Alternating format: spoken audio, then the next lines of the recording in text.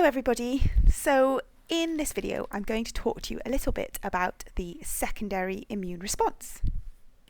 So let's just take a look at this graph. So we can see time in days on the x-axis, and on the y-axis we can see antibodies made.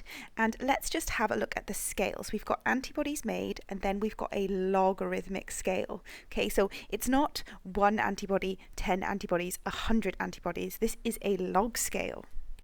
So a log scale is a way of displaying numerical data over a very wide range of values in a compact way. So when your smallest number is much smaller than your largest number. So some students make the mistake of saying that we use log scales to display very large numbers, but it's not to do that. You can display very large numbers on a graph. It's to display both very large and very small numbers on the same graph. So the largest numbers are typically hundreds or thousands of times larger than the smallest numbers. The scale is non-linear and it shows usually exponential growth. So let's take a look here. We can see that when the virus first attacks the body, the number of antibodies made against this virus is essentially 0 because we have not yet identified the correct B cell. We haven't allowed that B cell to undergo clonal selection and mitosis and differentiate into plasma B cells and memory cells. This takes time, and that's exactly what you're seeing here on this graph. You're seeing the time it takes for those things to occur. So for a short period of time, no antibodies are made because we're in the process of trying to find the correct antibody. Then we find the correct antibody. Once we've done that, we still don't get an immediate rapid response. This is because mitosis takes time, differentiation takes time, protein synthesis takes time, and then the antibodies need to be secreted into the bloodstream. So we see something of a shallow curve. So we see a gradual increase in the number of antibodies. These antibody numbers increase and increase and increase. Then they reach their maximum. After this point in time, you're starting to feel a bit better. You know, these antibodies have enabled you to fight this pathogen, to fight this virus, and to reduce the viral numbers down to the point where the suppressor T cells will start to reduce the amount of mitosis and antibody production. Now, over time, the antibodies that you produce reduce. So we get this drop in antibody numbers because the antibodies produced, they're reducing, and also the antibodies that were in your bloodstream, they start to get broken down. But what is present in your bloodstream after infection are memory B cells and memory T cells. So these are floating around in your body. Let's have a look at the second time the same virus attacks your body. We see a very different response. The first obvious difference is that there is no delay. So can you see here we have what looks like, about an 8-day delay before antibodies are made. But here we see an almost immediate production of antibodies. This is because the memory B cells will immediately differentiate into plasma B cells and start secreting the correct antibody. We don't have to undergo this process of antigen presentation and clonal selection and differentiation like we did the first time. So the first difference is that there's no delay. The second difference that we clearly see here is that the curve is much steeper. So the rate of antibody production is much faster. So we've got way more plasma B cells and they're producing way more antibodies. The third obvious difference that we see is the number of antibodies produced at the maximum is much higher. So the number of antibodies produced at the maximum is much higher in the secondary immune response, and they're being produced in a shorter period of time. So we've got a greater rate of antibody production and many more antibodies produced. So basically you don't have that bit where you feel ill. You don't have this section here where the virus is taking hold of your body, it's invading, it's colonizing your tissues, and you're developing symptoms of the disease. So because you are rapidly wiping out the virus, you have developed immunity. Some people mistakenly think that immunity means you cannot get the virus, but immunity doesn't mean that. The virus can still enter your body. It just means that the virus is no longer able to cause disease. So you rapidly produce many antibodies and you destroy the virus.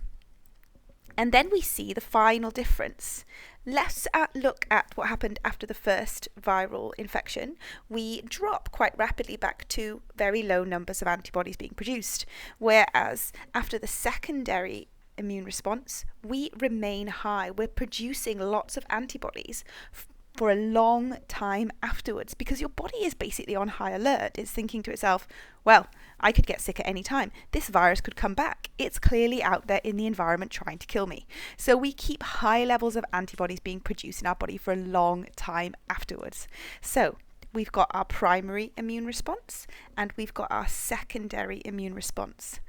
After the primary immune response, the memory cells in our bloodstream enable us to have a much faster and more effective secondary immune response, providing us with immunity against that particular pathogen.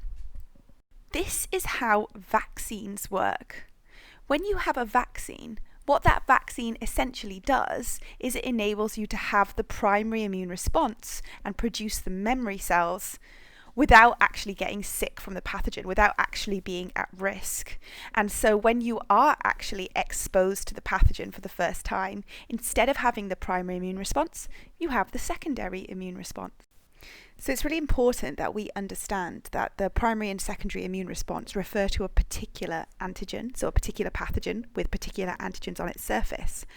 So say when you were reinfected by your antigen, like you see here on this graph, you were also infected by a novel pathogen at the same time. You would undergo the primary immune response for this novel pathogen. So why do you have to get the flu vaccine every year? The reason is viruses mutate quite rapidly. So the antigens that might be present on the surface of a flu virus this year might not be the same as the antigens that are present on the flu virus next year. So there are two types of mutations that can occur with viral antigens. You can have something called antigenic drift. Antigenic drift is the accumulation of small changes. Your immune system can usually deal with this because the small changes mean that you probably are still producing antibodies that are complementary to some parts or some of the antigens on the surface of the virus. But problems come when you have antigenic shift, so large changes in the shapes of the antigens on the surface, and your immune system no longer recognizes it. So the memory B cells will no longer be triggered to start producing antibodies. And so you start the whole process again, and it's as though you're being infected with a novel pathogen. So I just want to take a little minute to summarize everything that we have learned so far about the immune response. So we can split the immune response into humoral and cellular. So humoral immunity really mostly involves your B cells. And cellular immunity mostly involves your T cells. So when we have our first exposure to a particular antigen, we know that they're engulfed by phagocytes. This diagram just shows a macrophage, and then that macrophage becomes an antigen-presenting cell. It displays an MHC attached to the antigen on the surface of its cell membrane. This stimulates a helper T cell to stimulate a specific B cell to undergo clonal selection and mitosis to differentiate into plasma B cells and memory B cells. Those plasma B cells will undergo protein synthesis and secrete antibodies, and the memory B cells will remain present in the bloodstream, ready to undergo rapid differentiation back into plasma B cells on secondary infection. The helper T cells will also stimulate cytotoxic T cells, and cytotoxic T cells will work to destroy virally infected cells by binding onto the antigens presented on their surface and releasing lytic enzymes and perforins to punch holes in the cell membrane. They will also differentiate into memory T cells, which perform a similar function to memory B cells. They're ready to differentiate rapidly to start the whole process on secondary exposure. So our humoral immune response involves the production of antibodies, and our cellular immune response involves destroying infected cells with our cytotoxic T T cells. Take a minute to have a look at this table. So it basically summarizes everything you need to know about the different types of immunity: humoral, antibody-mediated, and cellular, destroying infected cells.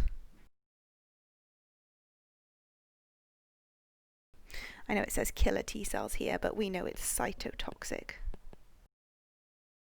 Okay, so that's everything that I wanted to talk to you in terms of the difference between the primary and the secondary immune response, and just to really hammer home the difference between humoral and cell-mediated immunity, and making sure that you understand this word immunity. Not that you cannot get the virus or the pathogen again, but just that they will no longer cause you disease.